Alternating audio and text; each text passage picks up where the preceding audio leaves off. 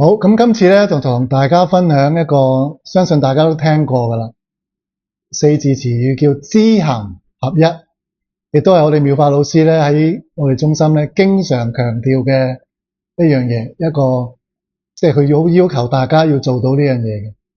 咁佢成日講咧就係知道而做唔到咧，就等於不知道。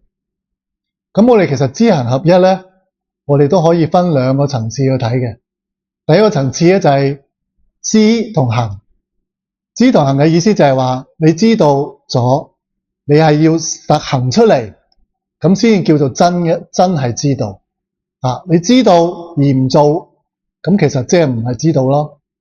調翻轉，你唔知而去做咧，咁其實咧就係一個好唔智慧嘅一個行為嚟嘅。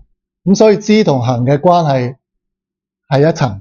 另外一層咧就係叫合一。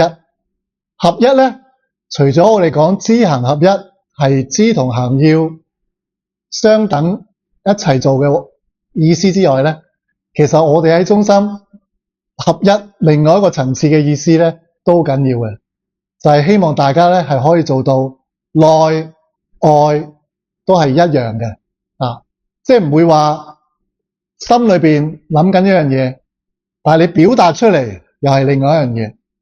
咁如果係咁嘅話，做人係咁嘅話咧，你就會好辛苦啦。因為咧，你會變咗咧，不停咁一個大話冚一個大話，一個大話冚一個大話。咁所以合一咧，係我哋修行一個好先決嘅條件。希望大家可以撕下你嘅假面具，回歸翻你自己一個真嘅面目。咁咧，去修行咧，你先會真係收到嘅。如果唔係咧，你永遠都係喺一個相上邊去修咧，咁咧你就好難最後得到嘅。咁呢個咧就係我哋喺中心講知行合一嘅時候咧，我哋嘅幾個面向嘅意思啦。